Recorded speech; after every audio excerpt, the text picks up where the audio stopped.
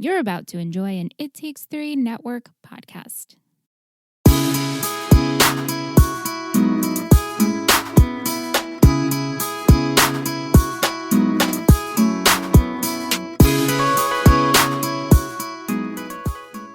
All right, welcome back to Let's Talk OC, an OC podcast. I'm Michelle. And I am Liz. And this week we're discussing Season 3, Episode 24, The Man of the Year, also known as the penultimate of Season 3. Oh my gosh. Oh my gosh. We're here. How? Yeah. How? I mean, all of that, as we say every week. But truly, whoa. How? Yeah, I know. Quarantine just took over and all these weeks just became months. And you're like, oh my God, we're already at the end of our shows. Just crazy. Yes. The original air date for this episode was May 4th, 2006. It was written by Stephanie Savage and directed by Tony Warmby. So for the summary this week, I took it from the DVD case. Oh. Because it made me laugh, and so I wanted to share it. I can't wait. So here is the summary according to the box set of the OC series. Okay, Sandy's picture will be on the cover of Riviera, or if the DA has his way, a mugshot. More troubles. Volchuk blackmails Ryan into a crime. Kirsten is drinking, and Seth burns down his dad's office. Didn't mean to. Honest. That's awesome. I was like, wow, that's a very good summary. That's like a very Gossip Girl summary, I Right? feel. Like very quirky but sassy at the same time. Yeah, like whoever wrote that, I much appreciate it. I think I'm just going to read them from the DVD box set From now on, because they're so entertaining. The scoop of the week provided by our friend Michael Del_Vasto on Instagram. He writes, the scoop of the week is Ben & Jerry's half-baked chocolate and vanilla ice cream mixed with fudge brownies and gobs of chocolate cookie dough, and I put roasted marshmallows on it. Oh.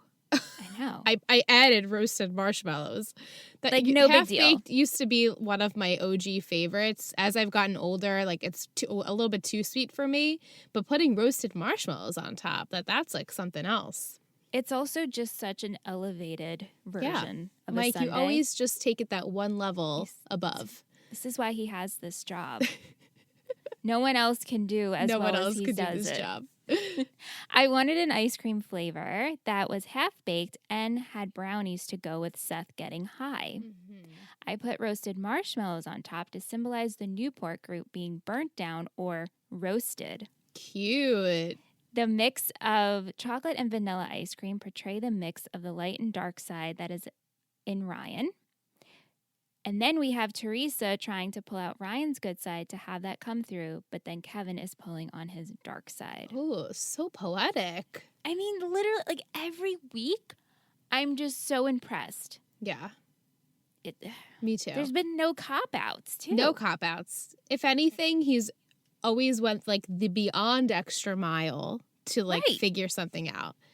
Maybe I'll hire him for some glass full of gossips next season.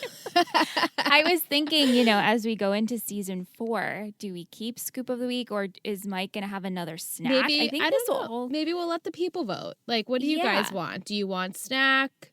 Do you want something different? We're sure Mike can deliver whatever it is. So we're just volunteering him for that spot. Sure, and no pressure. And no pressure at all. Always. No pressure. All right, so as we get into this episode, we pick up right where we left off. Ryan is hovering over an unconscious Volchuk. Yeah. He's checking to see if he's alive. He's, hovering his hand over his mouth and over his nose, and things aren't looking good. Scary. He could have literally killed someone. Oh, yeah. And this is it. Right before you go to college, dude. Yikes. Well, I think this is what was going through Ryan's mind of the, oh, shit. Oh, yeah, definitely. Shit, I probably just killed someone. Shit. Yep. Right. So Ryan, takes Volchuk's van. He drives into the hospital. He pulls up. He yells to the attending staff that he needs help. And they're asking him, do you know the guys that did this? And then Volchuk speaks up and he says, no, they got away. Yeah, I got jumped. So he covered for Ryan. Okay. What do you think about that? I was surprised No, actually, I shouldn't say I was surprised. It makes sense because Volchok, like, instigated this entire thing. So the fact that he's going to be, like, bleeding out in the hospital is his fault, really and truly, sort of. Even though Ryan should have been the adult and not beat the shit out of him. But, like, everyone wants to beat the shit out of Volchok at this point. Right. Can you blame him? Can you blame him? No. But, and then, you know, it makes sense to me that Volchok would use that as, like, leverage. Like, I won't blame you, but now you have to do something for me. Right. Makes sense. Yeah. So Ryan gets home from the hospital. He gets a call, and it's from Teresa. She is talking about how she had to explain to the guy that she's seeing about prom. He doesn't really understand because he's 28. Because he's 28. 28. Wow. Yeah. I didn't expect him to be 28. Same. I guess she's very mature now and, you know, looking for something that's obviously more stable, as we'll get into in the episode. So the fact that he's 28 doesn't completely throw me, but I was surprised that she said that. I was too. And she's just talking so nonchalantly about it. And then she talks about being in the limo after prom and being with Taylor and Sung Ho. And they probably were talking about threesomes. Yeah, that was funny. And then she asked Ryan if he wants to hang out later. And he's like, oh, I have to handle something first. And he's being super vague about it. Yeah. So then he gets off the phone with her. Seth is entering as he's hanging up. He's bringing him coffee. And Seth is so happy. He's over the moon and chipper because things are finally better. And Well, he's yeah. like, That's what happens when you tell the truth. yeah. He's like, when you're honest, everything just works out and it's great. And then Ryan goes, okay, cool. So are you going to tell Sandy and Kirsten about Brown? And he's like, yeah, no, I'm not going to tell them just yet. I'm going to wait until I get my acceptance letter from RISD. Mm-hmm. Typical it's a lot Seth of eggs. plan. But it's a lot of eggs in one basket. Oh, yeah. Oh, yeah. Wait, he hasn't actually got accepted yet, right? Correct. Okay, so there you go. Yeah. So meanwhile, in Sandy's office, he gets a call, and he is going to be Man of the Year in Riviera magazine. He heads to the kitchen to tell Kirsten, and he's so excited. He can't believe it. Like, the dark days are over, and Kirsten is super skeptical about all of this. Oh, yeah, and she's also, like, super shocked because that was something that Caleb was, you know, Right. Oh, of course you're Man of the Year. You basically just took over and is becoming a mini Caleb, and, you know, I'm not okay with this. What a scary thought, a mini Caleb. Oh, God. And you're being your husband. Like, you thought your dad was bad enough. Now your husband's turning into him. I know. Ugh. Ryan and Seth, they enter the kitchen, and Kirsten makes a statement about, like, Riviera Man of the Year, and congrats your dad on it. And Sandy's super excited. He's like, you guys need to come. You got to dress up. This family is on a good streak. Like, let's try and enjoy this. And so Sandy heads out, Ryan heads out, and Seth looks at his mom because his mom doesn't look too happy, and he asks if she's excited, and all she says is it's going to be good for his career. Yeah. It's good for your dad. Yeah, which is really saying a lot because it's like, I'm not the happiest with this situation, but career-wise, yes, on paper it'll look great. Right. So over at the Roberts Cooper household, Marissa, she wakes up from a phone call, and it's Minnie Coop. Yeah, it's been a minute. I know, and she needs Marissa's help desperately because there's a letter that is addressed to Julie, and Marissa needs to grab it and make sure that Julie does not see it. Right. So after the phone call, Marissa visits Summer in her bedroom, and Summer is very, very much hungover. Oh, don't envy that.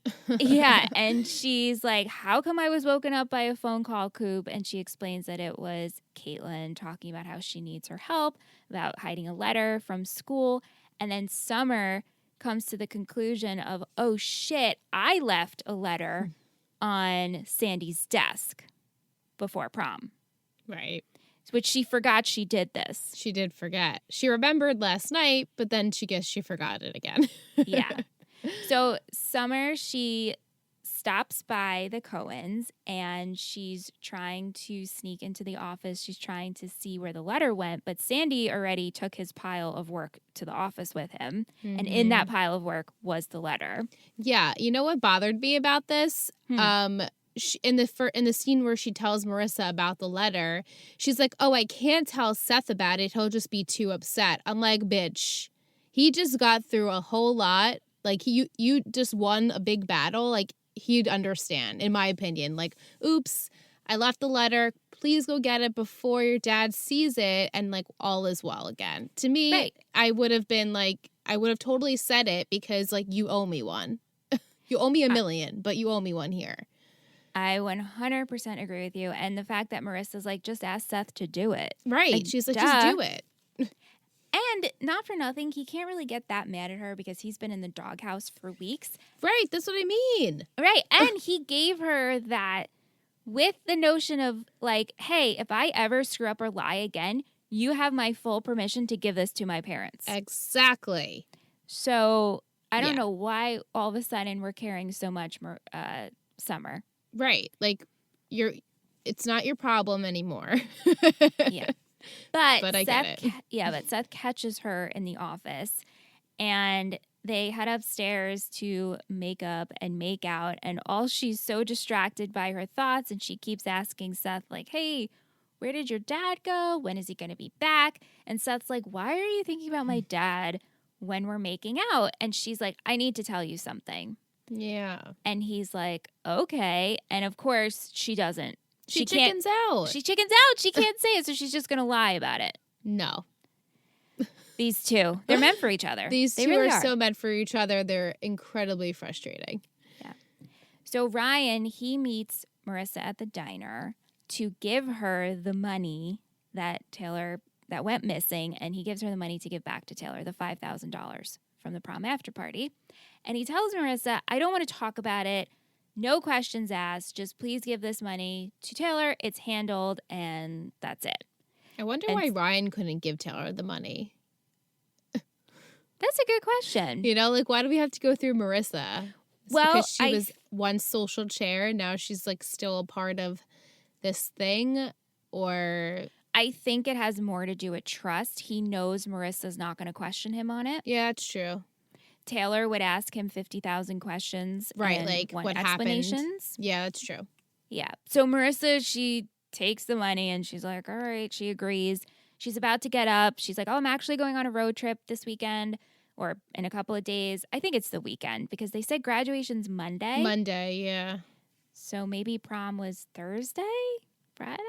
Maybe it was a Friday. Now we're on Saturday, and she's going maybe for the day. Saturday into Sunday, whatever. These days, it doesn't matter. It doesn't. But we always fixate on it. Sure. But he stops her, and he's like, hey, can I buy you breakfast first? Which I loved. Yeah, sweet. Because friendship. These two she's have like, a bond. okay. I know. It was really cute. So after breakfast, Ryan, he stops by Volchuk's to see how he is. And Volchuk pretty much blackmails him and sets it up of the fact of, hey, either you help me or I'll tell the cops that you assaulted me. Yep. Here we go. Yeah. And the thing is, like, I have nothing to lose. You have everything to lose. So you're my little bitch. Yeah. That's why you're a little bitch. Which I was like, yeah, you got a point, but I still feel like all this could have been avoided. But whatever. Yeah, totally. It's Ryan handling it in his way, right? Mm-hmm. So Marissa, she heads to Caitlin's boarding school. She gets to the dorms, which I'm assuming they're more like dorms in this area. Yeah. And so she knocks on the door, and her roommate Hadley answers the door, and she's like, oh my God, hey, bitch. Yeah. I love seeing young Lucy Hale. She's like the same character in every show that she's on. Yeah. Yeah. She's so cute. Everything is just, hey, bitch. She goes, your sister is here. And Caitlin is surprised to see Marissa. And Marissa needs explanation for the letter. So the girls explain that there's this guy named Trevor Knightley. And Caitlin turned down his invitation to a lipstick party.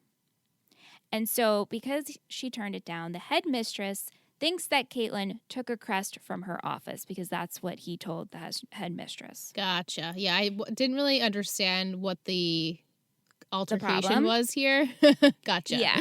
Yeah. And so the problem here is that Caitlin's been in trouble before. This would be her third strike, and she could get kicked out of school, and Julie wouldn't like that. Right. And he's like an A+ student, so they don't believe he would do anything like that. Sure, they would take his word over hers. Yeah, makes sense. So Marissa, she notices a girl wearing a short plaid skirt, and she instantly gets an idea to help them out.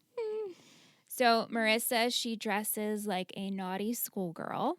She approaches Trevor, and she starts out with an English accent, saying that she's a foreign exchange student from London, which he calls her out, and he's like, yeah, I could spot a fake accent from a mile away. I studied abroad. And she goes, okay, fine, I'm a stripper. Your friends hired me for your birthday. He's like, my birthday was months ago. Yeah, and she's like, dude, do you want me to take my clothes off or what? Right. Like, just shut up. Yeah. So he thinks about it, and he's like, yeah, no, actually, I want this to happen. So Marissa drags him to a supply closet, in which he's like, why are we doing it in here?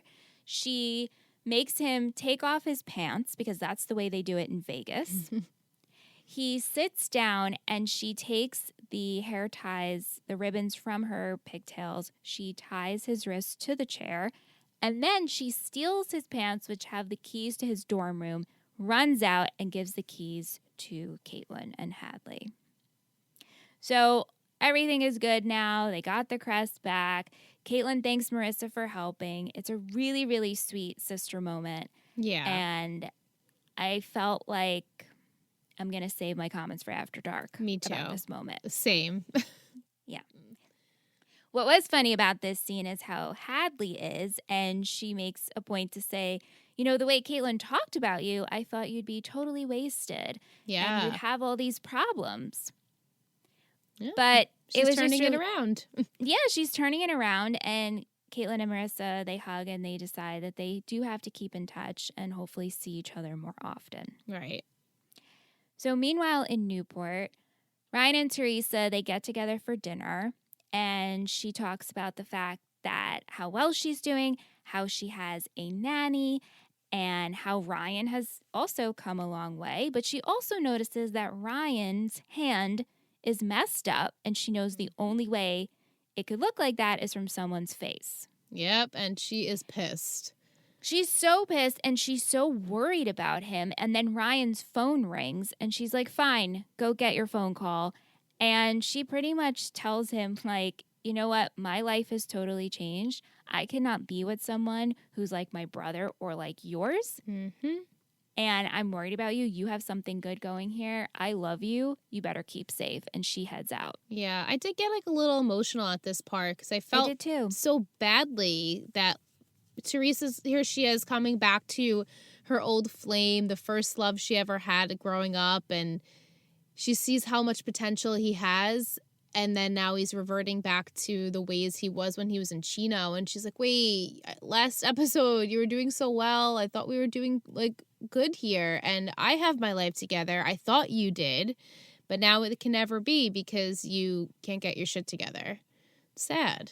It is sad. And you can tell, especially since she's become a mother, how much she does care for the people in her life. She always did. But now it's even more intense. And she's just so upset. I mean, she has tears in her eyes. Yeah, that's what made me kind of upset, like teary-eyed too, is seeing how upset she was. I really felt for her. Yeah, I know, me too. But as we know, Ryan has to answer the phone call, and it's Volchuk. So they meet up a few times to discuss the plan and what Volchuk needs from Ryan. So Volchuk first tells him that he needs him to be his ride for a pickup. Then Ryan realizes that what's happening and what's going to go down is actually going down in Ryan's neighborhood. Yeah, and at first when he said that, I thought he meant his old neighborhood in Chino. But I was like, oh, you mean like your actual like little Newport neighborhood. So sweet. Yeah, and so that's why Volchuk needs Ryan, because it's happening where Ryan lives. Mm-hmm.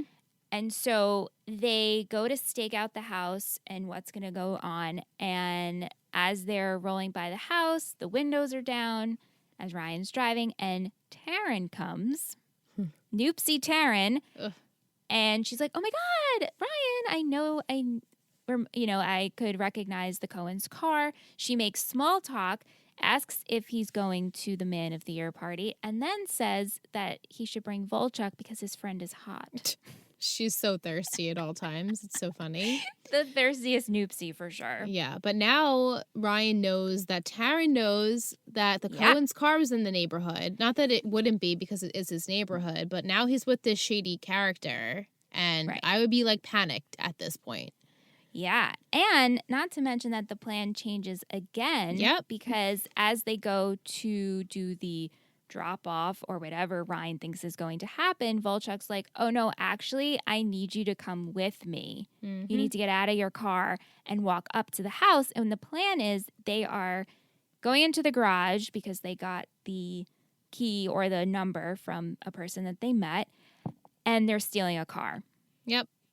So Ryan walks up to him. They get in the garage. Volchuk is trying to get into the car, but they can't find the keys. He's trying to break into it, and then the alarm goes off. Ugh. And of course, the cops are down the block. Oh, yeah. Patrol is driving by. Ryan sees this. Ryan sees Volchuk, like, trying to hotwire the car. He's trying to get it going. Now the cops are coming up the driveway to get him. And Volchuk drives away, but he's like telling Ryan to get into the car, and Ryan just goes off running. Yeah, I would be jetting. As soon as I saw the cop lights like flashing, I would have been out in a second. Yeah. So back to the Man of the Year situation, it's super tense because Kirsten and Sandy are barely communicating. Yeah. And we have this conversation between Neil and Julie. And Neil talks about the party, and he feels that it's really awkward because he knows what's going to go down between him and the DA.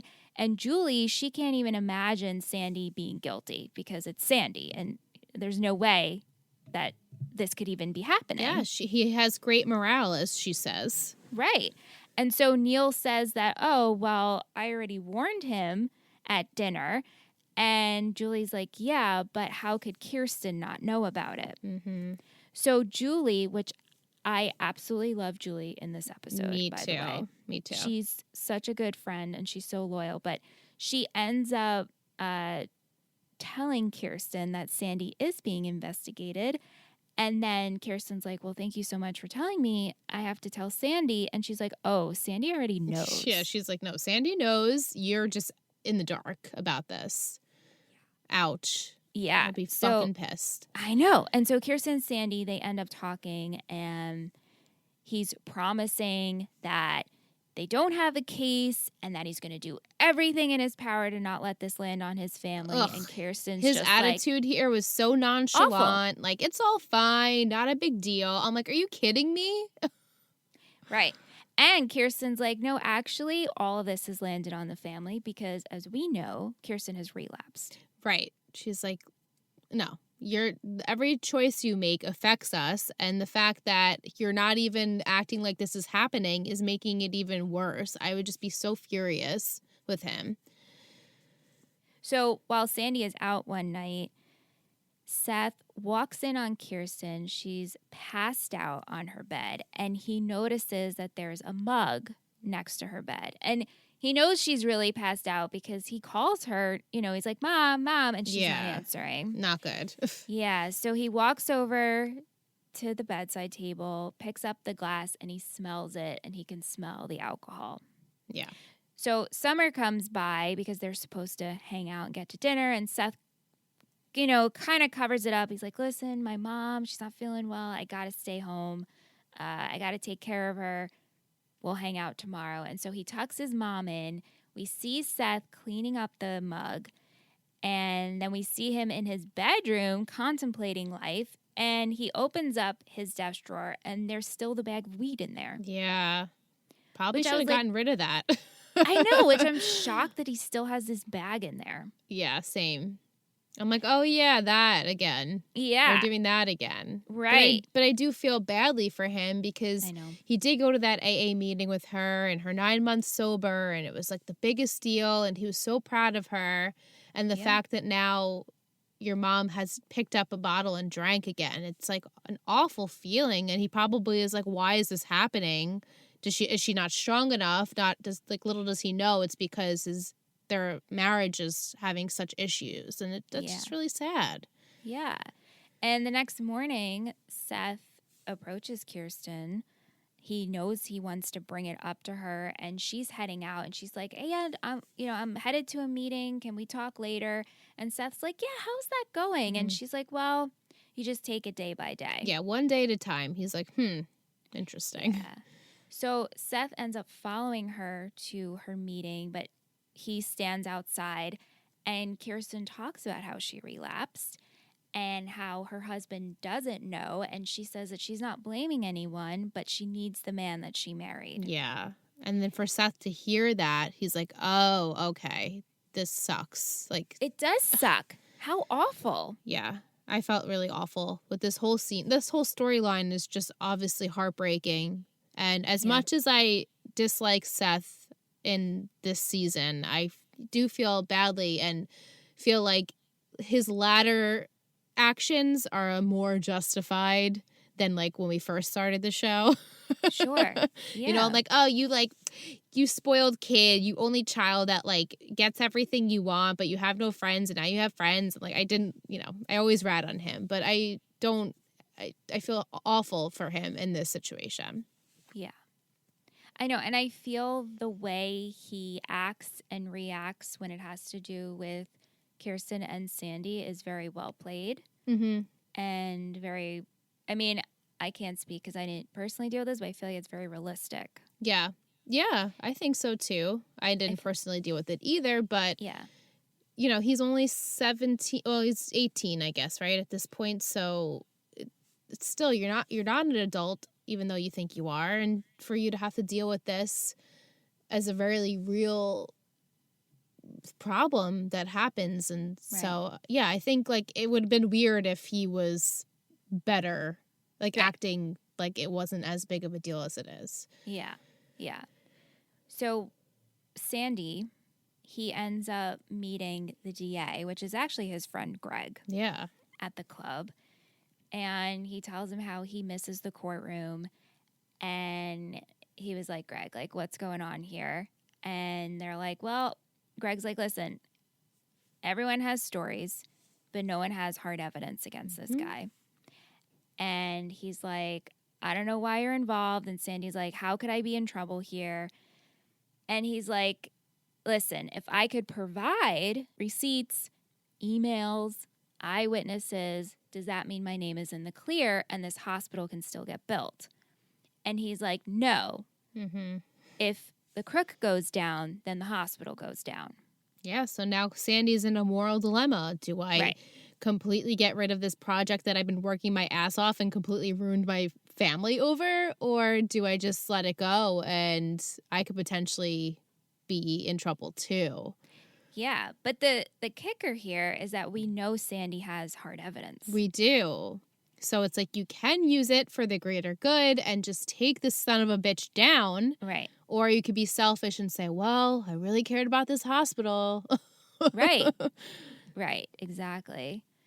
So Sandy heads home after his meeting. He's in his office, and Summer comes by, and she was hoping to, be in the office while Sandy wasn't there to try to get the letter again. But she's like, oh, I'm just going to wait here for Seth, and can I wait in the office with you? And Sandy's like, yeah, sure. He's like, working, but whatever.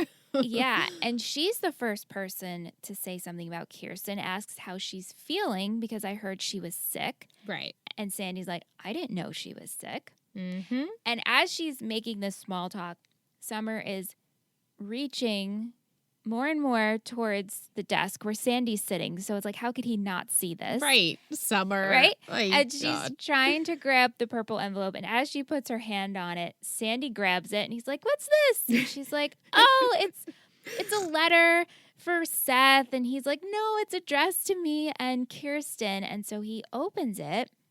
And then she starts spiraling about how, he gave her this napkin with all his lies and because he didn't get into Brown, and then he flew out to see me in Brown to try to get in. And Sandy's like, wait, what? Wait, Yeah. he didn't get into Brown? And she's like, oh, shit. She spills all of the tea. Like, Yeah, just keeps pouring and pouring out of her mouth. And then she's like, oh, shit, I thought he only lied to me. Guess he lied to everyone. Right. Yeah. So when Seth gets home that night, Sandy's waiting to talk to him.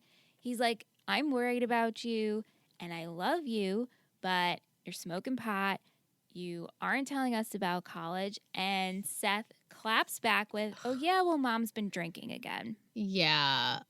This was frustrating for me because I wanted so badly for Seth to be reprimanded about lying, but also it's like, you know, Sandy's withholding things from his family too, and he's caused so much drama in their family that I get why Seth clapped back, and like I'm happy that he did, because the only reason Sandy would really realize what's happening is if his own son brings it to his attention. Yeah. But the fact that like he doesn't get in trouble for Brown, I'm like, karma's a bitch. Maybe it will come back to you. Well, I mean, just and not then it yet. does. It does though, because it really does. But yeah, it does. So I felt that this was, again, a well-played scene between a teenager and a father. Totally. And the fact that, I mean, Seth can be really fresh sometimes because Sandy reprimands him on the way he's speaking to him. Mm-hmm. And he's like, don't talk to your father like that. And he's like, maybe you should act like my father then. Yeah, it's very hurtful words, but I understand he's upset because, like, this is the reason why mom is drinking and I need to blame you. Yeah. So Kirsten, she gets home and Sandy's outside waiting for her, and he flat out asks her, are you drinking again? And he's like, no, you don't need to explain it. No judgment. I just need to know, and I wish I would have known. And she's like, I tried to tell you. Mm-hmm. And those nights when I needed you, you're telling me you would have come home from work. From the hospital? Right. And the other thing is she apologizes first. Yeah, I love that. She's like, I am sorry. I didn't mean for this to happen. But like also I tried to approach you about this and you just you didn't have the time for me. I just also feel like he should have apologized. He definitely should have apologized first. As well. You know, I mean, he does, but for her to apologize first, it's like, well... Yeah, his apology is later on when he makes that speech, like in that moment where she's apologizing, he should have been like, no, I'm sorry. Right. I can't believe this happened. But he doesn't, which doesn't sit well with me. Yeah. But they do talk, and we don't see it, but he fills her in on Seth because she goes upstairs to Seth's bedroom, and she's like, hey, I know you know that I'm drinking. Yeah. And he's like, okay, I'm assuming you know about Brown. Mm-hmm. And she says to him that she's glad he ratted her out and that this needed to be talked about. And she's like, I need you to come to the Man of the Year dinner tonight. We got to honor your father. And Seth is like, I don't even want to be near him. Yeah. I don't even want to be in the presence of him. But she's like, can you please do this for me? And I need you to go to the Newport group to pick up your father's concept drawing for the hospital. And so he doesn't want to, but he agrees that he's going to do it. Yeah. So he heads to the Newport group, and he's taking his sweet-ass time. He's looking at the pictures that Sandy has in the office of the family. He then sits in Sandy's chair and lights up a joint and starts smoking. Ugh. In Sandy's office. Yeah. This is terrible. I know. And then Kirsten calls him, asks where his ETA is because Sandy's going to make his speech soon. And did he find the drawing, which the drawing is right there. It's on a fucking easel. Yeah. And he's like, yeah, no, I got it. I'll be right there. He leaves the joint on the table and it falls into a garbage can that's filled with paper. Oh my God. And it starts a fire. Why smoke there? And then you're going to get in a car and drive here's to the thing, the though. Newport gathering. Right. Aunt and I, when we were watching this episode and watching this scene, I was like, how high do you have to be where you're just going to leave your joint? Right. You took, like, how long was he even smoking for? like, okay, I have not smoked in years. Same. Right? It's been a long time. It's been a long time, but I don't think I've ever been that high where I would just like leave my joint or I would just leave it. I mean, wouldn't you want to finish it? Because like weed's expensive. It's expensive. It's expensive, but you know what I mean? You spent your money on it, or maybe Caitlin hooked you up. I don't know. But why would you want to leave it there? Yeah. Wait till that was very unrealistic to me. Yeah. I was like, oh, you're just going to leave it like at the edge of the desk. It's going to fall in the garbage can, which has a bunch of papers in it. I mean, accidents do happen. Totally, yeah. It's like there's stupid cigarette accidents that I've heard about all the time. Where they leave it on the couch, they fall asleep. Fires happen that way. Yeah, it's very scary. It's very scary. So perhaps, but Aunt and I were like, I don't know, man. Like this is not really hitting with me because I would probably put it in my mouth, grab the drawing and head out. You know, like hold it there. Right. Same. I don't know, but it happens. It happened. So, and I remembered this watching it. I was like, oh shit! I totally remember this scene. Like everything goes up in flames. Yeah. So, fire starts. Seth is out of the building. He leaves.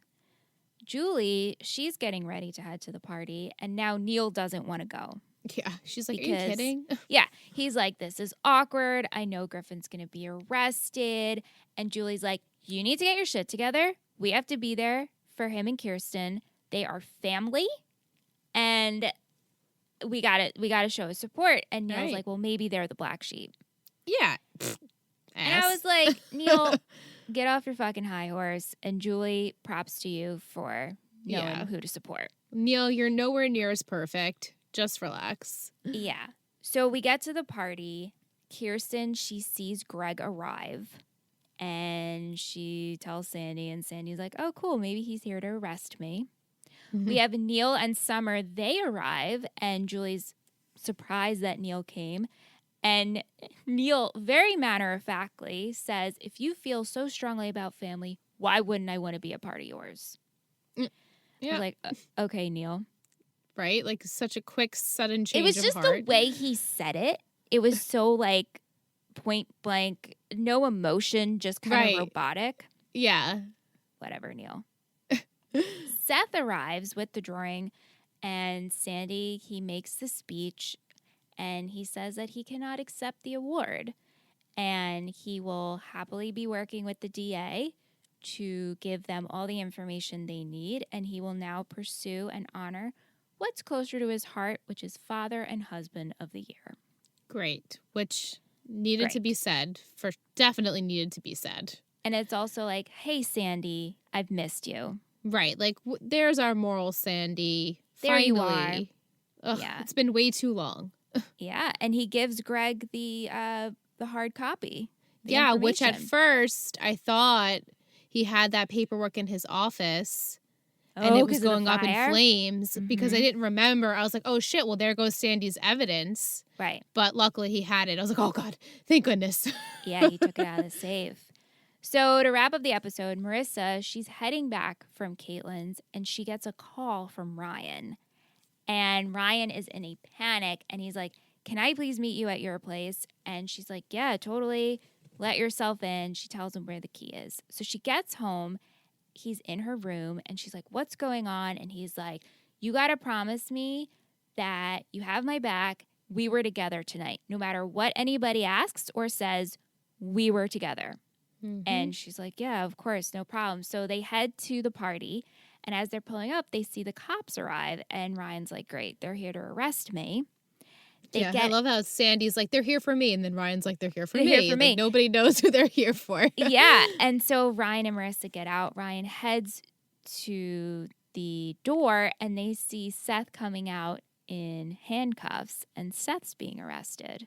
Mm-hmm. Because there was a fire at the Newport group and they think Seth started it. Right. Which he did, but he didn't do it on purpose. Right. Or did he? Right.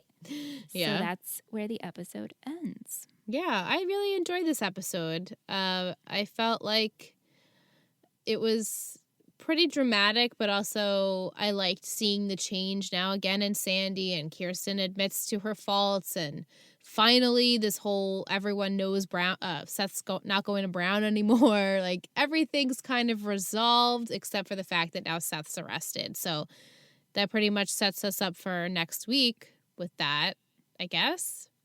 Right? Yeah, a little bit. And I also liked this episode because I feel like we had a little bit of everyone, minus Taylor. Yeah. But she was still referenced by Teresa, so I'll take that. Yeah.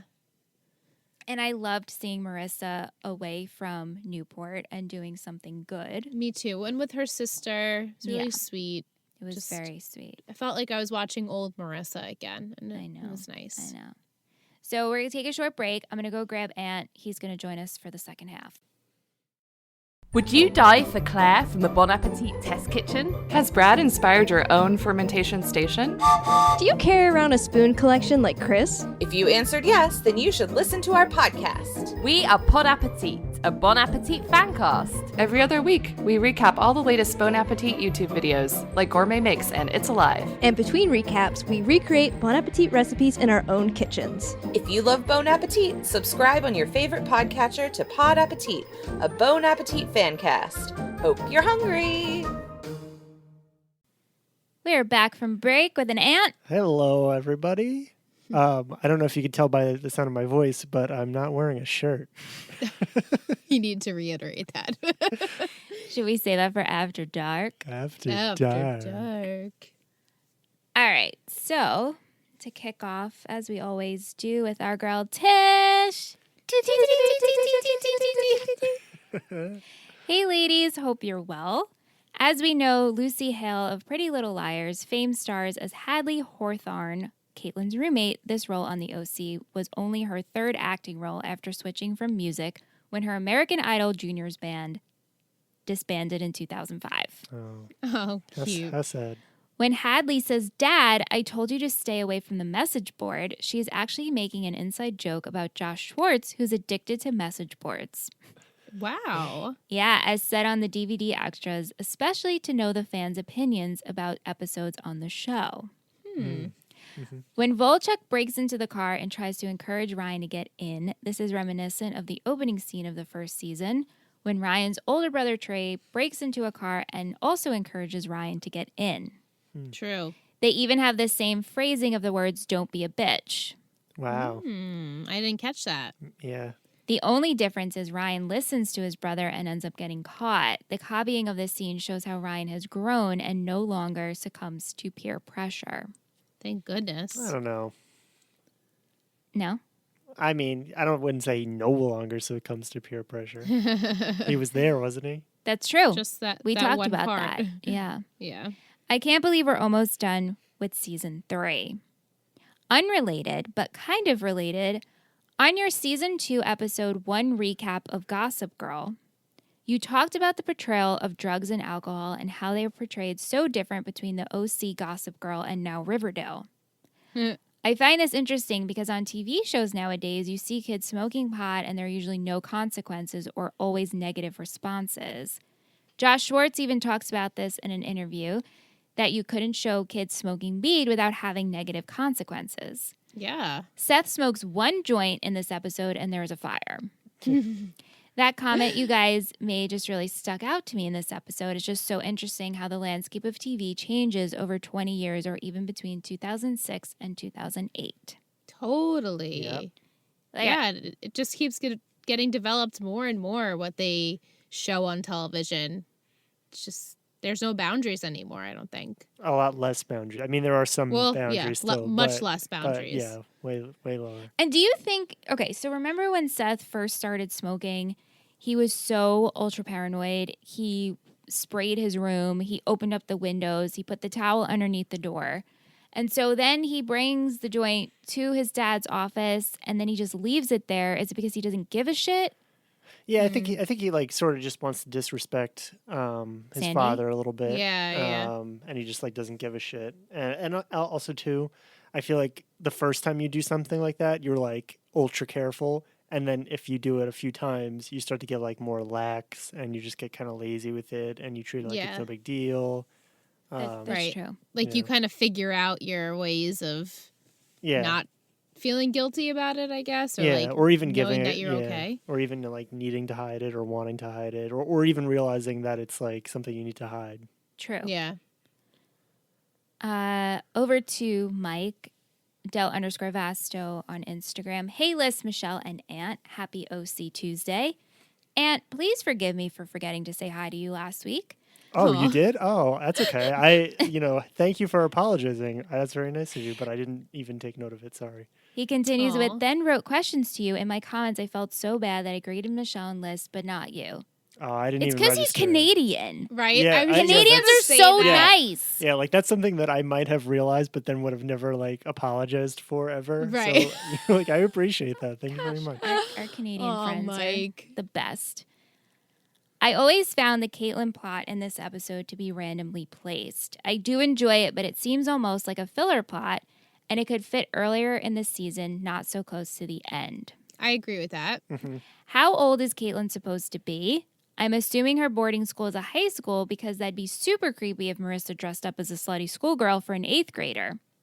Ooh, yeah, that's true. And if they're having lipstick parties. The first few times I watched this episode, the lipstick party line went right over my head. I guess it was also a generation gap for me as well as for Marissa.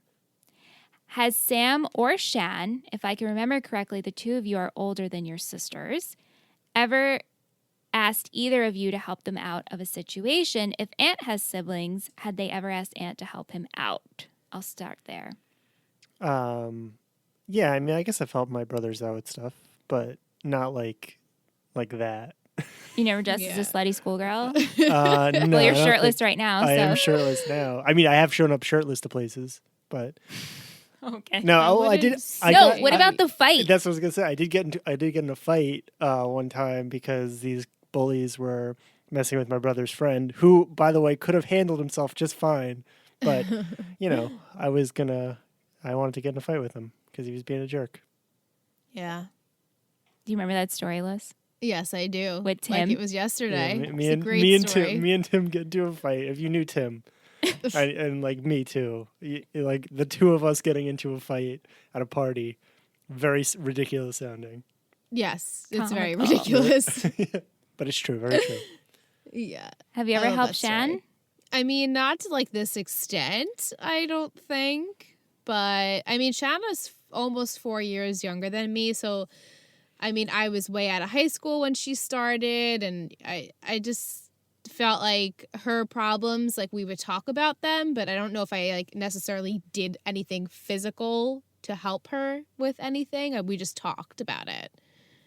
Yeah, Like advice, like sisterly advice. right. I think Sam and I, nothing like this.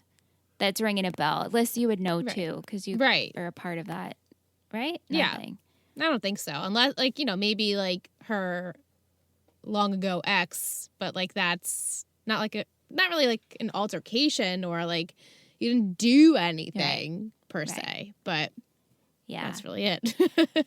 Mike Nothing to this extent. Yeah, Mike continues, I've never had an issue because I was an angel in school. But Aw. my sister pretended to be my mom when my brother's French teacher called because he was failing. Oh, that's awesome. Ryan should have called Volchuk's bluff. He wouldn't have gone to the cops had Ryan not have helped him. What a flashback to the pilot episode. I think Ryan noticed the parallels, and going through his head was that he wasn't going to let this turn out like last time. Right. Yeah. Even though it worked out last time. Yeah, right. Yeah, right. Yeah, I guess You you're met the Coens last time. He's so lucky he didn't get caught. It was a stupid move to help him to help Volchuk. Mm-hmm. Yeah. Seth is MVP this week. I love that he was worried about Kirsten and cleaned the mug and then secretly went to her AA meeting. And his scene with Sandy's was really good. I'm glad he told Sandy about Kirsten's drinking and that he's been a lousy father lately. Sandy needed to hear this. He had to realize how distant and not himself he's been. I'm glad he found his way back to himself in the end. Yeah, same. Thank you, Mike.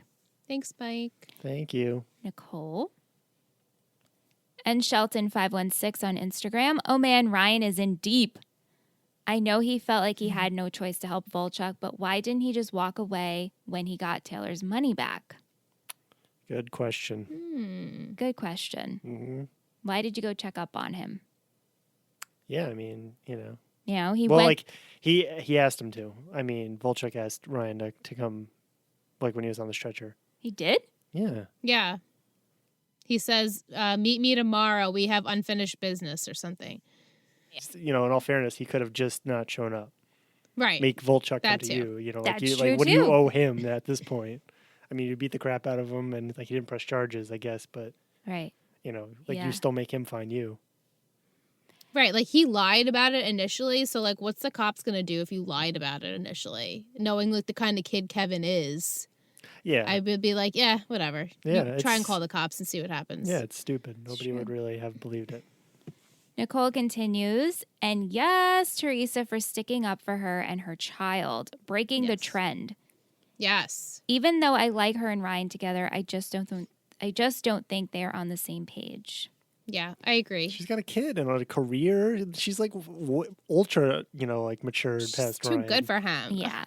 I love seeing Marissa have a lighthearted storyline with Caitlin and see them bond a little more. If Caitlin was only a couple-hour drive from Newport, why didn't she ever come home and visit more often, or Marissa and Julie go visit her? Right. I know, it's so true. Mm-hmm. These are good questions, Nicole. Yep. Great questions. They just had to keep her away. That's what Julie's goal was, just to keep her out of the drama. Yeah. Right. Thank you, Sandy, for doing the right thing and doing what he needed for his family. And thank goodness the files he gave to the DA were with him and not being burned up in the Newport group. Right. Seriously, Thank Seth. goodness. I always forget this part. MVP, Marissa for being a good sister and helping out Caitlin. Shittiest, Seth for obvious reasons and acting a fool for most of the second half of the season. Get yourself together, man. Yeah. Thank you, Nicole. Thank Thank you. Vic at MuseChick on Instagram. This is going to be somewhat frustrating episode for Liz, especially with Sandy. Not surprised Ryan took Volchuk to get help, but surprised Volchuk didn't accuse Ryan of being the one who did that to him, and instead they said they got jumped. Right. Probably because he would have been in trouble too. I hate that he dragged Ryan into trouble. Seth, what can I say? I have a problem. Smoke some weed. LOL. Once he put it down and left, I knew even before watching what was going to happen. I'm so glad Sandy and Kirsten finally talked. I hate that Kirsten is drinking, but I'm glad they are going to work on their marriage. Julie said some really nice things about the Coens. She's changed a lot. I like this new Julie. Same. Mm-hmm.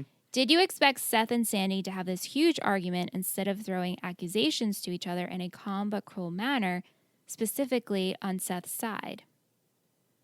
That's how Seth fights. Yeah. He always and- fights like that. Yeah, and Sandy is like very like level-headed. He's never gonna. Very rarely is he gonna like really bite at a, you know, like a criticism like that. Right. With his child, I feel like he's very understanding and like he's very like self-aware of like how he parents, and I feel like he knows Seth, and that's how Seth always reacts. So he reacts just as like calm and logically, I think, as Yeah, he normally would. Yeah. I don't know. Yeah. self-aware, like you say. If you were Teresa, would you have left Ryan too? Yeah, Yeah, me too. Yeah. Yeah, for sure. like she's just, you know, chasing nostalgia. Right. You know, Right. Like she's like again way past him on a maturity level. You know, just by nature. You know, she became a mom. Right. You know. Yeah, she has He's bigger in high things to school. worry about. Yeah. Right. Yeah. Yeah, I think they both were like with the nostalgia aspect. They're like, oh, this feels so nice. We haven't seen each other in a while. Oh, it's not my son, so we can actually hang out on like a normal level and not have to worry about me like parenting. And just, Yeah. I don't know. I felt like it was just like kind of thrown in there a little bit for me, but I do like her as a character. I do too. Just not them together. Yeah. Agreed. Thank you, Vic. Thank you. Thank you. Alicia at AAW3115 on Instagram. Hey, ladies. Happy recording night. Can't believe there is only one episode left until season 3 finale. Thanks for a great take on the prom episode. I really enjoyed Ant's comments on Volchuk, and I think it's funny to listen to hear him defend him. Mm-hmm. I can see you both rolling your eyes. I would like to see him defend his actions for this week's episode. Well, you're in luck, Alicia. Here I am. Please the do, Volchuk Ant. defender. Yeah. I will. To me, this episode really brought things full circle for Ryan. We see him a similar situation as the pilot, as we were talking about before. But this time he has Marissa to help him get through it. I forgot how much I enjoy them in scenes together and how much I love their friendship. This is so true, Alicia. I said this to Aunt as we were watching together. I was like, wow, I really do love Ryan and Marissa scenes. Mm-hmm. Me too. Yeah. I like how well it became to like a friendship. Like it just progressed so nicely for them. Yeah. Yeah. Them as friends I appreciate is it. way better than them as relationship. I know. That's how I feel too. because there's just this deeper love there. Yeah. Mm-hmm. It's fantastic.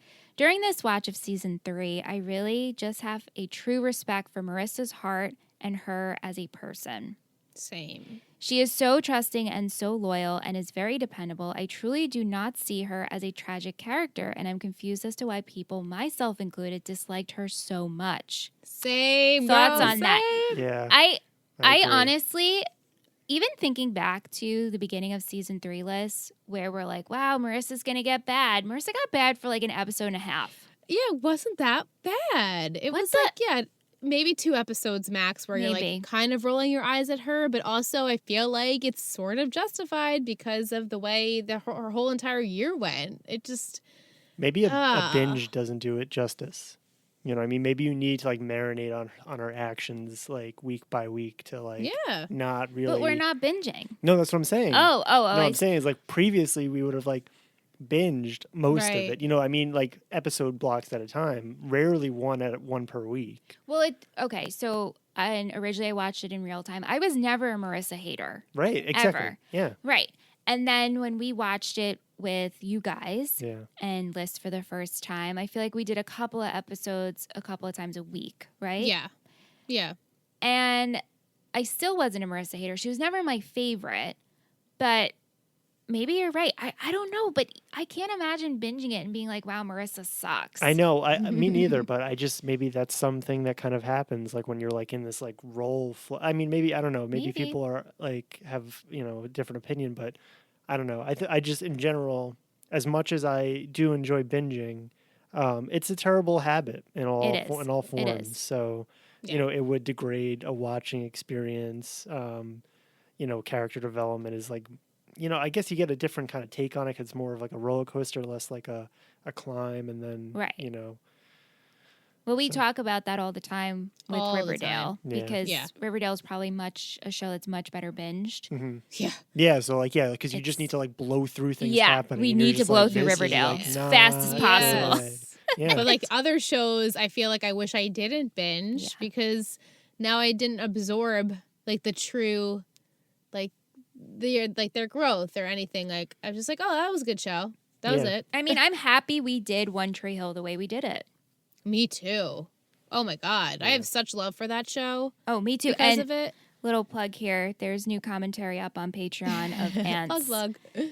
Season 6, which we thought we had 1 episode left. Turns out we had 5. We had 5. Yeah, we still have What? 2 more to go. We have 2 more. I'm so sorry. Yeah, we watched No, 3. it's all right. The 3 we watched were good. Yeah. No, Yeah, yeah, it's fine. It's fine. There's still some basketball in it, and Right. there was enough to keep me interested. But Yeah, not binging 6. that show, obviously we gave our full commentary on it. And then going back to watch it, I have such this love for Me that too. show. Me too, yeah. Absolute love. But anyway, Alicia continues. This was a really playful episode for her, which I enjoyed. The scene where she was using the British accent and the boy she was trying to help Caitlin get back at said he could spot her phony accent a mile away, which made her laugh because Misha is British. Yeah, it's funny. She's like part British, right? Yeah. Part British. I felt so bad for the Coens this episode. They've hit a rough patch, and it was a tough episode to watch in that regard.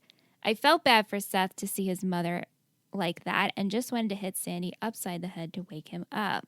Yep.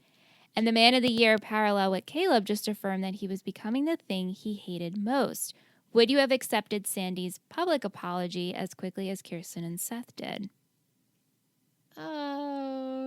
Well, I mean, we don't really get to see the conversation that Sandy and Kirsten have, so who knows if he did apologize then and they went into things more. I guess I would have been happy just to know that at least that's his main focus from now on is going to be us. So Yeah. obviously it's not like completely all said and done. Like, there's still has to be worked out. Like, they have to work out their issues. But yeah I guess. Yeah, I mean, it's sort of like you woke up from like a dream, kind of. Yeah. So it's just like, I guess it depends on just in real life. When you your follow through, it's easy to say that you're going to do it, but your follow through is really, what drives the relationship. So Yeah. Yeah. Lastly, for Ryan, full circle, stealing cars, running from the cops. Why do you think he backs down to Volchuk and helps him? We'll start there. because he's a little I don't bitch. know. He's a little bitch, is right. I think, again, this is Ryan wanting to handle the things. Ryan handles it and doesn't want anyone else involved. Yeah, you can take Ryan Yep. from the streets, but you can't take the streets from Ryan. You certainly can't. Do you think Ryan has changed, or he is the same old Ryan, as Teresa implies, which I guess just goes with what you He's just the said? same old Ryan. He's the same old Ryan. He's like, I mean, he's definitely like grown and he's like expanded. And he's very much like driven by like what the atmosphere is. Like he'll quick like, and in any given moment when faced with it, he just jumps right back into like street life.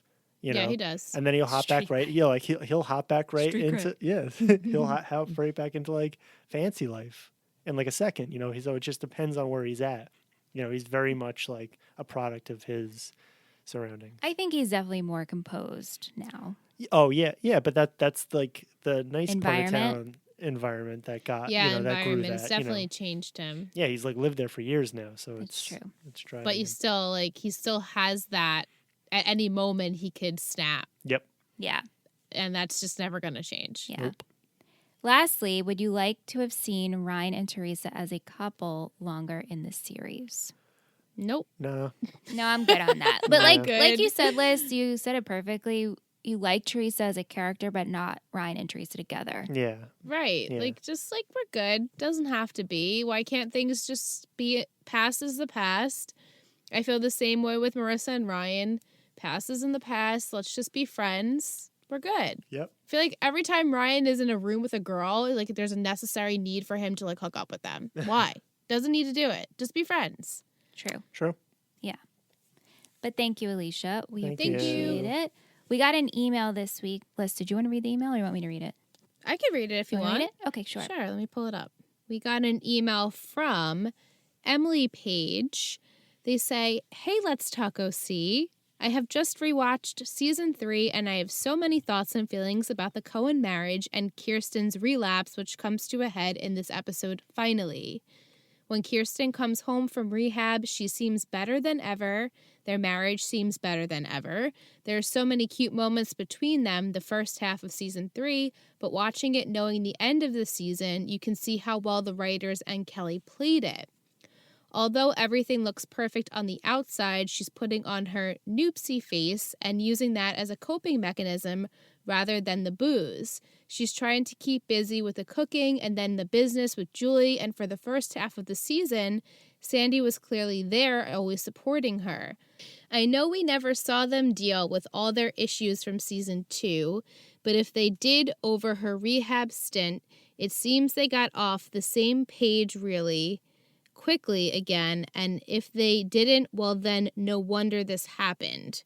Her priorities post-rehab were definitely to put the family marriage first, and Sandy's priorities went the opposite direction when he then gets sucked into the hospital drama and clearly doesn't realize how close she is to a relapse. The impact on the family is huge too due to how absent Sandy is.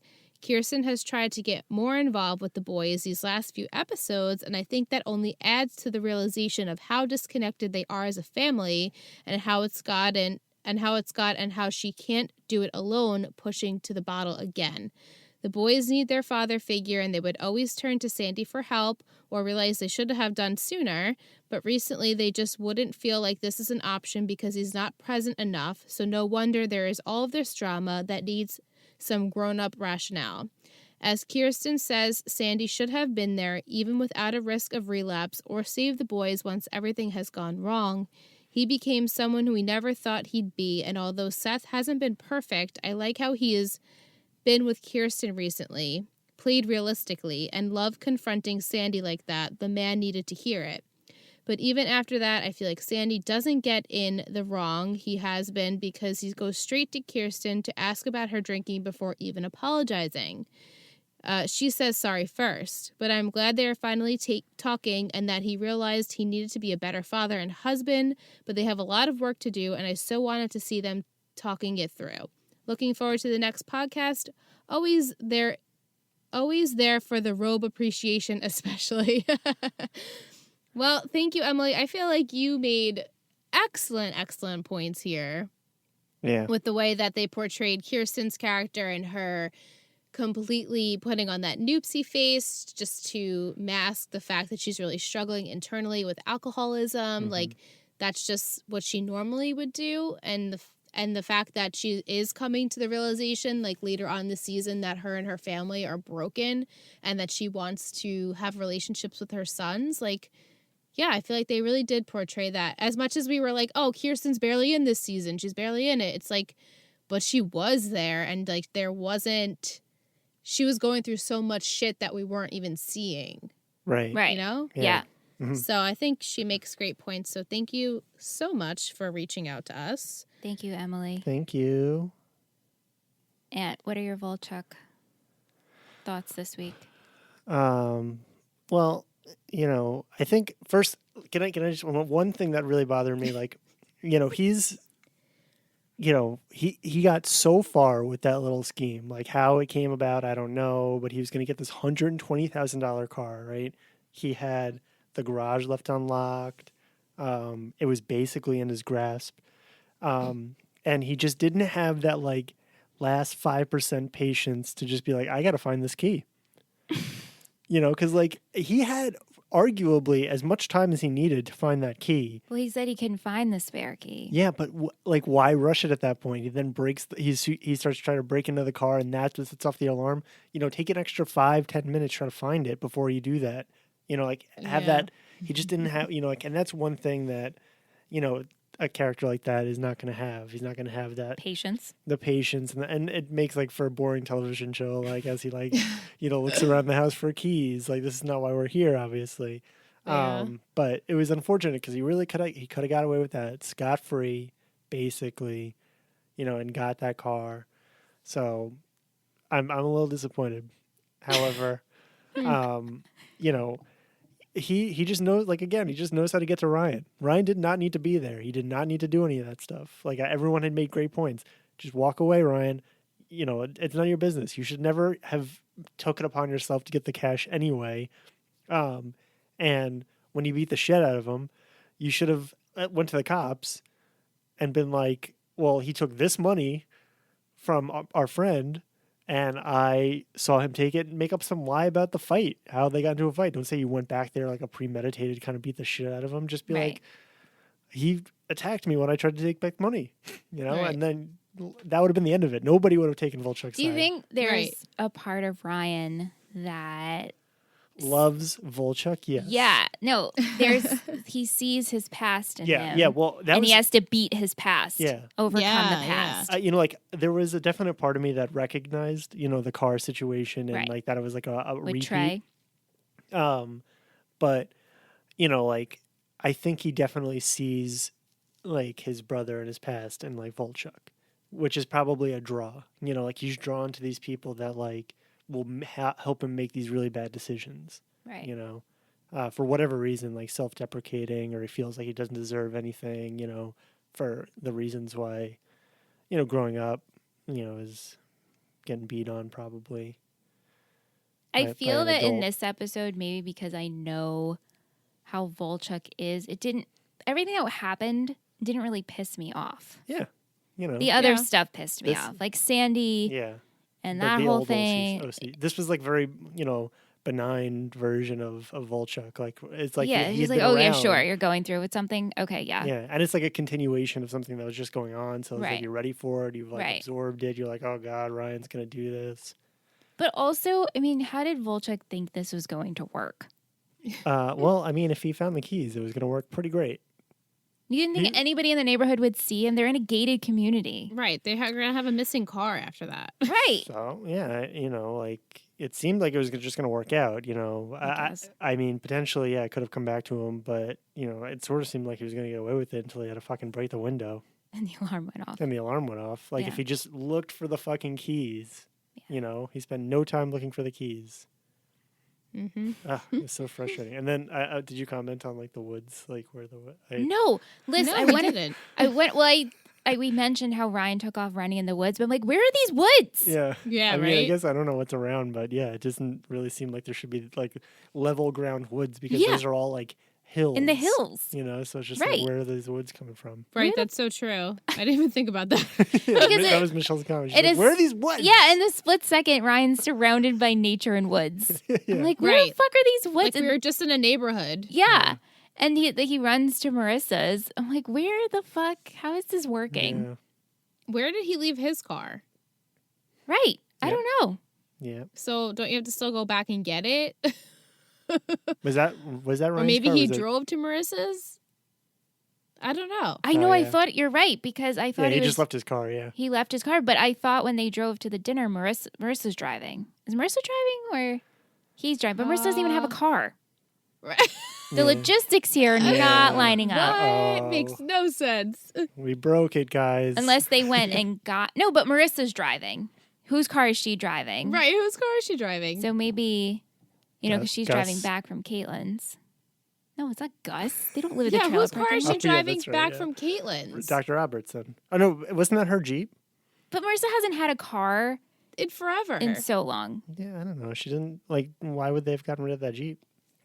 They would have needed a car. Right, and like, I mean, she's in the place where I feel like she would have asked to borrow a car, but also it was for Caitlin, so maybe Yeah. the fact that we're going into this right now, Yeah, it is doesn't just- matter. This it's doesn't typical, matter. It takes 3 podcasts, but like, it doesn't matter. But But it thought about matters. But it doesn't But it matter. matters. All right, we'll move on. Some music in this episode. My mistake last week, I read the music for this week's episode. Oh, So I'm going to read it again in case you need it for the actual music in the episode. We have Block Party, Tongue, La Rocca, The Vines, The Runaways, Eagles by Death Metal, and Chris Holmes. thank you for repeating. And then, as Tish said, how Hadley's father, I believe she said, was the creator of. Did she say this? How Hadley's father was the creator of The Valley? No, Yeah. I didn't realize that. Yeah. And he's also the guy who owned the trailer park that Julie lived in. Oh. Makes sense. But that's how Caitlin would. They found out. Yeah. How Caitlin found out about it. Right. So Oh. that's my trivia for you. But Thank you. We can go into some fashion. What do you have, Liz? I liked Marissa's sheets on her bed. Her I thought sheets. they were so cute. They're definitely from like Anthro or something. They were so cute. I just loved them. I loved her white top with the flutter sleeves. Me too. So I really pretty. liked that. Yeah. I liked Ryan's long sleeve gray t-shirt. He just looks good in that kind of color. Always. I love Julie's green dress that she wears to the dinner. She looks good in everything. Sandy had that blue button down. It almost looked like it was denim. Yeah, like, almost towards the end of the chambray. episode. Yeah, I really Mhm. like that. Yeah, I had that down too. I also have Summer's party dress, the black one she wore It was very at cute. Sandy's Man of the Year. The whole day I was going back and forth with it. I posted on Patreon Man of the Year. Then I start taking my notes and I write Man of the Hour. And I'm like, wait, is it Man of the Hour or Man of the Year? So then I go back to our Patreon, I edit it, I put Man of the Hour. Then I go back to proof on Google, and it says Man of the Year. I'm like, fuck, what am I doing? I'm like, it's Man of the Year. Get it in your brain. Man of the Year. You should have just texted me. I would have told you. I know. I just, I get it. I totally get it. in the moment, I'm like, wait, am I wrong? Yeah. Yeah. Oh, God. That's all I had for fashion, though. Yeah, me too. Okay. Some quotes. What, your friend Megan needs another abortion? And she goes, I wish. I wish. Summer, I wish I could plug out my eyeballs with a fork and rinse them in a tall glass of ice water. Ugh, it does not sound appealing, but I love when Teresa says, I don't know what the Korean word for a threesome is, but I think it was used. Sandy says, dress up and represent. I like when Ryan says, you have to be a man first, about Seth. When the girls are talking to Marissa about the lipstick party and then they call the girls lacrostitutes. Oh my God, I loved that too. I love that. I really laughed out loud when she said that. Mhm. I like when Seth and Summer are making out and he goes, "You're really thinking about my dad now?" Don't be a little bitch. Yep, that's why you're a little bitch. I love Julie. Sandy is very moral. Seth, when Kirsten asks for his help, he says, "I want my own table and my own applause. Oh, and my applause will be tepid." So Hadley, Avi, I get so horny in the summertime. Yes. I'm like, wow, you're always horny. I love the courtroom misses Sandy Cohen. Oh, Yeah, the courtroom does miss Sandy Cohen. we all and miss I like Sandy when Cohen. Caitlin says, "I think we're having a moment." Yeah. Oh, I And love then that. Hadley's phone call ruins the moment. Yeah, she's like, "Oh, I think I'm ruining your moment." Cute. Yes. So I have my MVP. Struggled with my shittiest, to be honest. Yeah, my shittiest is a cop out, I my think. shittiest, I forget. But Oh wait, never mind. I remember. Yeah, my shittiest is also a cop out. But we'll do MVP first. Okay. yes. So ready? Mm-hmm. Okay. 3, 3, 2, 2, 1. 1. Julie. Marissa. Seth and Sandy. It was a You tie. picked Sandy? I picked Seth and Sandy. Oh, It's a tie. please tell us why. Well, I like that, like Sandy finally like woke up and I think he's back, focused on what's important, which is the family. It's true. And then I actually didn't. It was just him, and then I was reflecting, listening to other people's listen you guys talk about Seth and other people's viewpoints on Seth, and I thought actually it was a very strong showing for Seth, even though he did it very passive aggressive kind of, but he sort of also did it straightforward, just confronting his father about his mom and being there for his mom. It's a tough situation, to have to confront somebody about a problem and things like that, even if you do it with a snide comment and rolled eyes.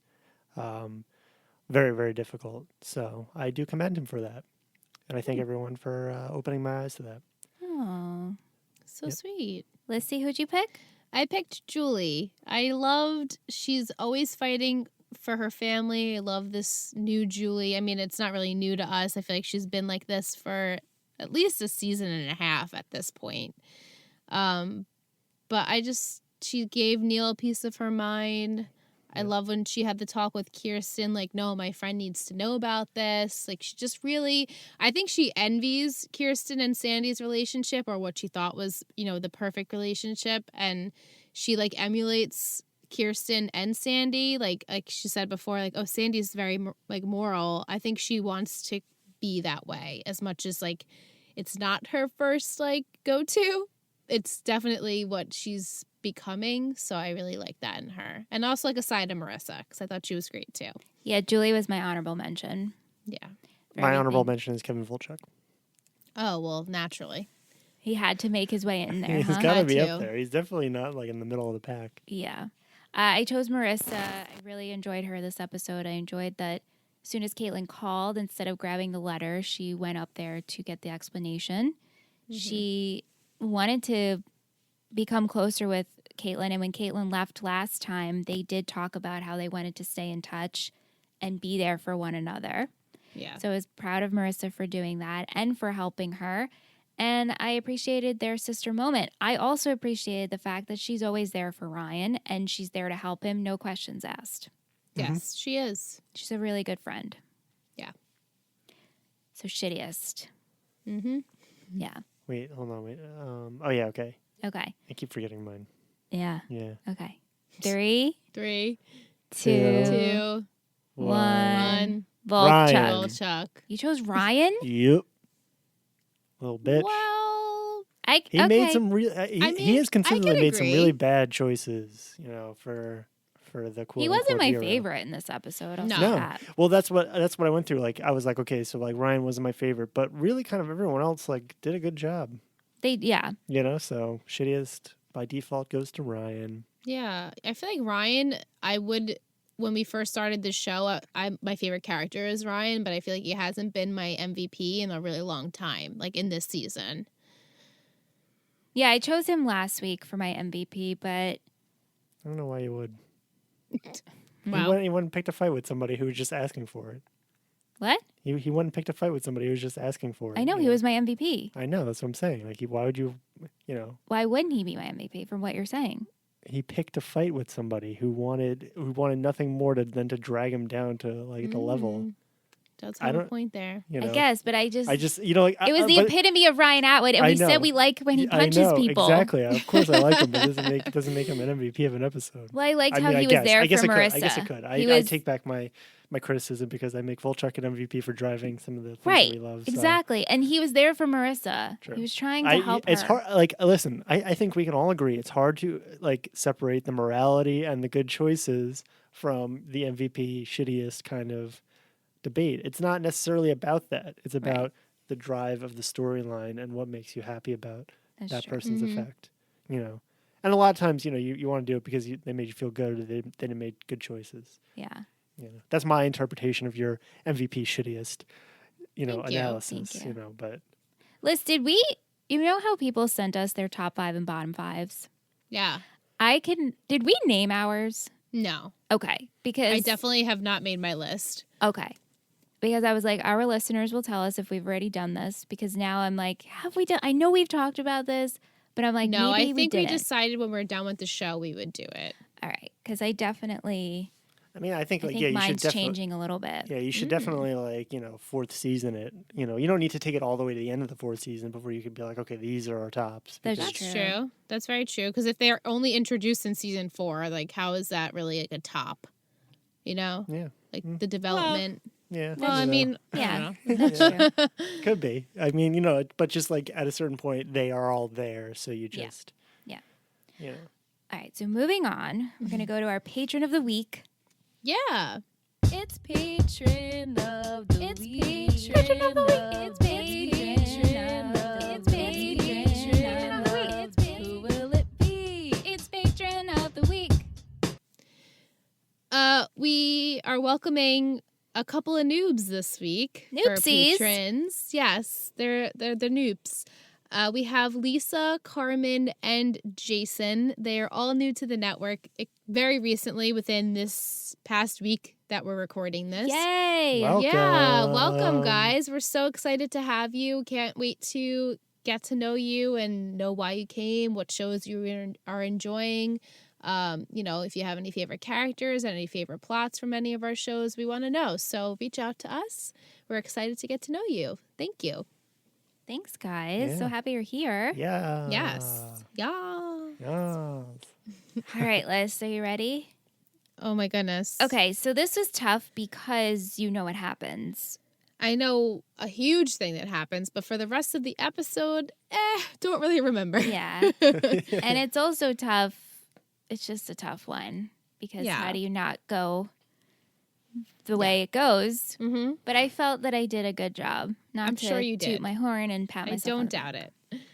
So here's the haiku for season 3, episode 25, the finale. It is titled The Graduates. Caps, gowns, and smiles. The future is looking bright, but ending in sight. Yeah. That's great, Michelle. Thank you. Great haiku. Thank you. Well, obviously it's graduation. Our foursome are graduating. They're moving on to bigger and better things. Obviously, Seth's graduating. I just don't remember what happens with this whole arresting thing. I'm assuming Sandy obviously doesn't press charges against his own son. It was an accident. I don't know with that, but hopeful that, this is going to be a big day in Kirsten and Sandy's lives. Both of their sons are graduating high school. One of their sons is going off to Berkeley like they did. Must feel so good. Mm-hmm. For all of our parents, I can't wait to see Neil and Julie watch their kids graduate. I hope Caitlin comes for the graduation. I don't remember exactly. But also really sad things happened, which I am not ready for, which we will talk about in the after show. But it's going to be a doozy. I don't know. Watching this episode, I had so many emotions that I was like, wow, I am just not mentally prepared for next week. I'm not. I know it's going to be a hot mess. Same, and I'm saving it for After Dark. Yeah, me too. Sorry, guys. Yeah, sorry. But, I feel like at this point, though, and you guys can obviously correct me if I'm wrong, but I feel like most of our listeners, because that it came off of Hulu at the time that it did, they probably binged till the end. So at least they know what happens. So I hope that most of our listeners hang out with us during the After Dark portion and they can hear our thoughts then. Like, my assumption is that most of you guys know what happens. I'm also curious about that too, if there's any of our listeners who are either watching for the first time and going in order and waiting. Yeah. And doesn't know what happens. That's like finding a diamond in the rough. Yeah, Right. seriously, because of the whole binging Please let thing us we know if talked you about. have. Yeah. If you're Or you on, are, I should say. yeah, if you're doing that, please let us know. Yeah, good, and good on you for that. Yeah. You're just getting a whole different level of enjoyment Yeah. that, you just don't see anymore. Yeah. But that's all we have this week for the penultimate episode of season 3. Thank you so much for listening. Thank you to all of our lovely patrons. And thank you to our noopsies who are joining us. We're so happy to Yes. have you on our network. Definitely. Welcome. Welcome. Ant, thank you as always for Yes. joining us and your Volchuk takes. My pleasure. If you like what you're hearing and you're an Apple Podcast listener, please consider rating and leaving us a review. 5 stars is pretty great and the preferable number. If you'd like to be a part of the show, you can reach out to us at Let's Talk OC on all social media. And if you'd like to send us an email, we're letstalkoc@gmail.com. We love hearing your thoughts. If we can't say it Definitely. enough, if you're sick of hearing it, we're never going to stop saying it. So Yeah. just get used to it because we want to hear from you. And because next week is the finale, please send us your thoughts on this huge deal.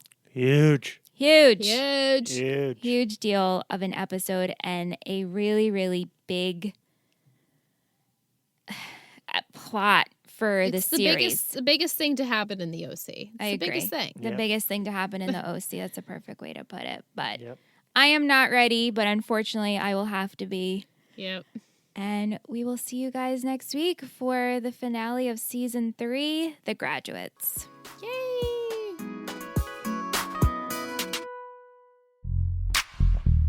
After dark. After dark. Let's talk OC. Let's talk OC.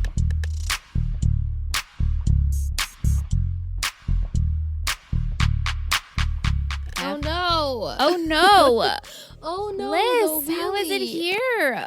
I don't know how it's here. Okay, I but feel like come I've back. been mentally preparing myself for the last 3 seasons and it's still not enough. Like, I don't think I'll be able. I'm glad in a way, like we've been saying, that we're watching it separately because Yeah, I know. I don't know if I could watch it. I mean, yeah, and just she has, like we said before, Marissa literally was bad for like an episode and a half. And so the way that they build her back up again and the positivity that she's had in her life and her relationship with Ryan and like her relationship with her mom is like the best it probably will ever be.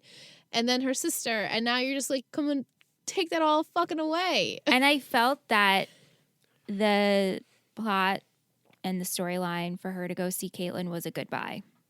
Oh, Yeah. yeah. It was a for Right, total like they needed to closure. Mhm. follow up with that. I Yeah. do think that maybe we could have had that specific plot maybe in the middle of the season and then had some other way of like wrapping them up together. But I agree totally that it was them wrapping up their relationship, which is awful. Yes. I know. She's so good in this episode, and I almost don't have words to describe I know. how. Well, watch season 4. It just will not. It'll be the OC, but it will just be not the OC. Yeah, it's a different take. I very much enjoy. No, season 4, though. listen. I've said we're looking forward to it, but I'm just sad that Yeah. in the fictional world of the OC, my favorite character is not alive. That's weird to Right. think about, and also very dramatic of me to think like that. Like, oh my god! But also to think that way because let's do it because we can, and we are talking about a fictional story. Right. that- We've been talking about it for this entire time. Yeah. So. Just the idea that she dies so fucking young. Yeah. A fucking So car young. crash because her happens. stupid ex wanted to talk to her. Yeah. We all know people who have died. I that know, young, and that's the so sad young. thing of it, is that it's so... It's just real life. I know. And it's true. It's an Right. accident that can Yeah. happen Right. any day. And Yeah. One decision you make. Like you could leave your house, 2 minutes late and, just miss like a major accident. Yeah. Or, 2 minutes early Yeah. and like get caught in something, Yep, it's so One true. decision. You don't It's even know you're making so it. scary. Yep. we have a couple of... Oh, go ahead, Liz. No, I was just going to say it probably hits you even differently now because this entire time you've been saying, I can't believe I'm saying this, but Marissa Cooper is my favorite character on the show. So now that you've solidified that she's your favorite character, Yeah. it's just going to be even that much more difficult to watch because we've raised her up on this podcast. Like, she is the epitome, I feel like, of the OC. And if you could see my arms right now, I have them like lifted over my head. Like I'm Yeah. pushing her up to the sky. Like she's an Ryan angel. holds her. Yeah. She's like an angel. Ryan yeah. holds her. He doesn't hold her I mean, up. I He truly... looks- It's true, though. It's... I don't know, because then I think, I'm like, well, Seth Cohen goes with the OC. Like, Ryan Yeah, Atwood goes with the OC. I know. But Marissa Cooper...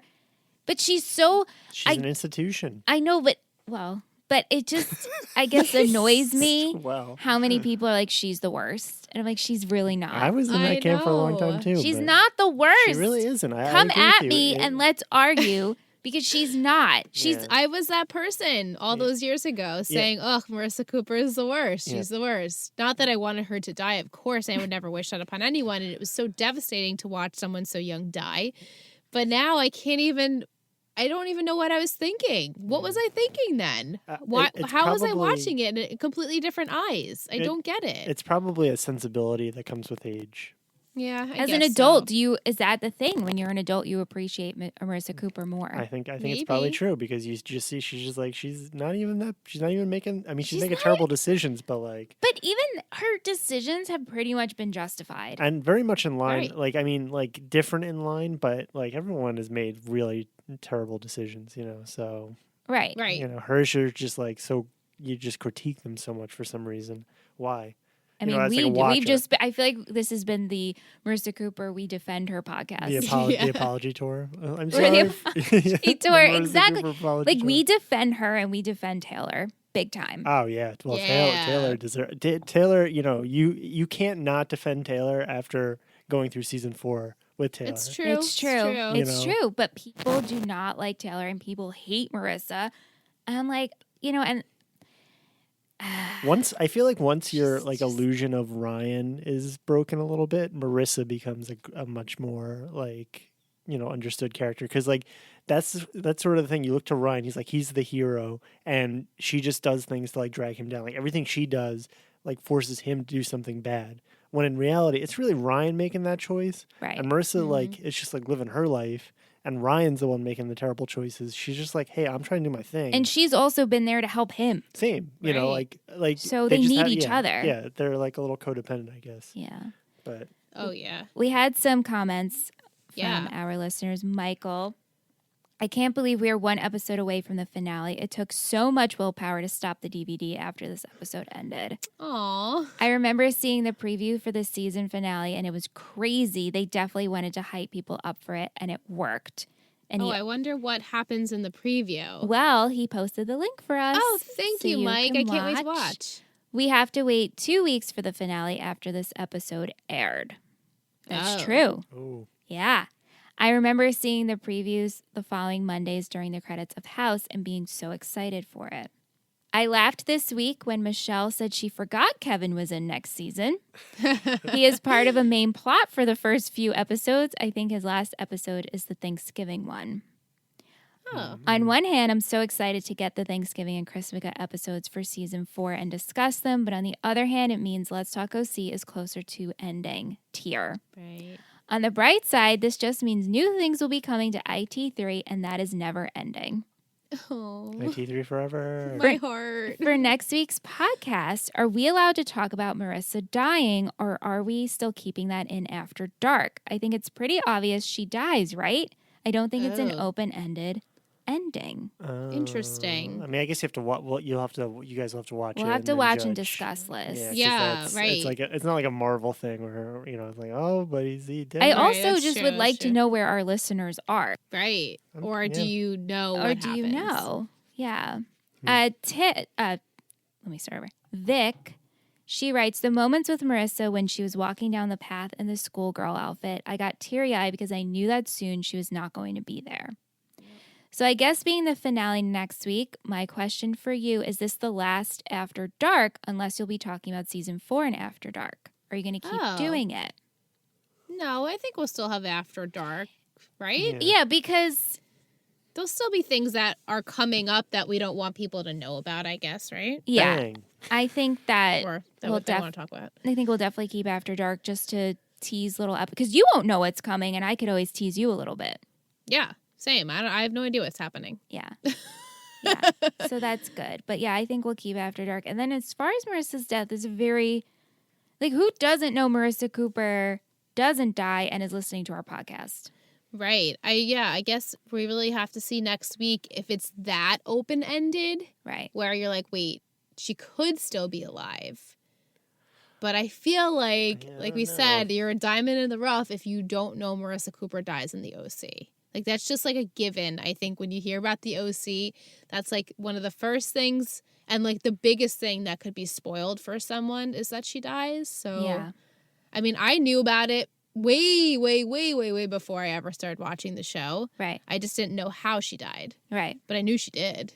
Yeah. Everyone in my high school was like, Marissa Cooper dies. And I'm like, oh my God, I don't watch that show. Yeah. Oh my God, But that sounds sad. spoilers. I don't think Bobby knew.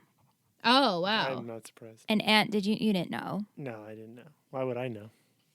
I don't Well, even yeah, think I was I like don't aware think- of the OC. Well, I'm I sure mean, I didn't was tell aware you. of the OC, We but- dated for what, 2 years before I made you watch it? Was it really that long? No, it's probably not No that long. I'm way. really kidding. I was like, probably wow, the first really? year, probably. Probably the first year. I'm sure. I probably wouldn't have told you that. No, you wouldn't. You wouldn't have. I'm sure I was surprised. Yeah. Yeah. It's rough. It's really fucking sad. And it's just we said this too, and we're broken records, but whoever is in After Dark, they're part of the OG club with us. Totally. So it's fine. But it's like, it's the end of our season 3 of a podcast. yeah. I mean, we're that wrapping up alone. on our Yeah. babies, it's It's like a really not a fun time. right. It's exciting, very- but it's not. Yes, it's like a mix of emotions. Like you're so excited to get to that final season and discuss and see what happens. But then as the weeks tick on, you're like, oh shit, it's another week closer. It's another week closer. I mean, the anxiety I felt like when we were finishing up Tree Hill Talk, it was just like, but our show's not ending, we'll still have bonus content and blah, blah, blah. But it's still like there's that content of like you're literally not watching these characters anymore. You're just like discussing what happens after the aftermath. And it's crazy. It's a weird feeling. It is a weird feeling. I mean, they'll forever be in my heart, and I'll Forever. continue rewatching. Do you think you'll ever rewatch this series? I would love to watch it with Randy. I'd really have to force him to watch it, I Oh. think. Really, he wouldn't like it? I would love for him to Not watch. that he wouldn't like it. I think like he would obviously want to watch everything else way before it. Yeah, that's true. Like it would never be his first choice. But I would love to rewatch it with him. But I don't know, it's hard for me. Like I go back and I watch One Tree Hill like before the events and stuff, and it was honestly I was like, wow, I really want to pay attention. I really want to like see how I feel second time around. This will be then my third time around watching the OC, but I don't know. I don't know if I will. Maybe just not yet. Yeah. Definitely not yet. Yeah. I also have to see how definitely. we're going to shape the episode, too, because how could we not talk about the episode and not say that she dies? You know what I mean? Yeah, you're right. Gonna yeah. I think I think I we're will. just gonna have to. Yeah. I think I'll start off the episode and be like, if you really don't know what happens, watch the first episode of season 4, come back here. Yeah, that's a good idea. Because truly, Because there's no way you can't touch upon it. Yeah, know? you couldn't, yeah. giant. Gee, I wonder what happens. I Like, guess we we'll have to find out. at the Yeah, beginning we of can't season play. 4. And the whole episode, we're just going to be like, well, we know what happened. So. Right. I don't Yeah. know. I think I remember it, and I could be wrong because maybe Michelle like kind of spoiled, but I definitely feel like I remember it being definitive when I saw it. When you watch it, like without any confirmation needed, when you watch it, you just know. Because Ryan she's carries dead her because in of- his arms. You just Right, know that so she's dead. the So I think fact it's going that to be definitive. Misha confirmed it, then you going into season 4, like you already know she's dead. We all knew. Whereas like Yeah. if people Yeah. that never watched it and Yeah. never knew that, if they came into Right. watching season 4, obviously it's people grieving about her. So Right. Yeah. Yeah. you So just find maybe you out just then. do that but- for your listeners. You just rip the Band-Aid off, just like how everyone else Right. knew immediately. Just this was part of the experience. Now we grieve. Oh, that's true. This is part of the experience. Yeah. Yeah, do you have anything else, Liz? No, just as I was watching that scene with Marissa and Caitlin, I really was like, wow, Yep. that is it. Yep. That's awful. I'm not ready. Yeah. I But- really have to say with this episode, I remembered Seth in the fire. I remember Marissa helping Caitlin. Totally forgot about the Volchuk and Ryan situation. Like Yeah. totally 100%. It was like I was watching for the first time. Yeah. Yeah. I mean, I didn't remember like going into the episode, but I definitely remembered all of it as Like, it was unfolding as I was watching. I did not remember any of that. I was like, wow, Michelle. Again, I'm impressed with you. Right. I block it out so it's new every time. Yeah. Yeah. All right. Well, Till the finale. Until the finale, guys. Have a great week and Enjoy. send us your thoughts. We know you will. Yes, Yes. definitely. Yeah.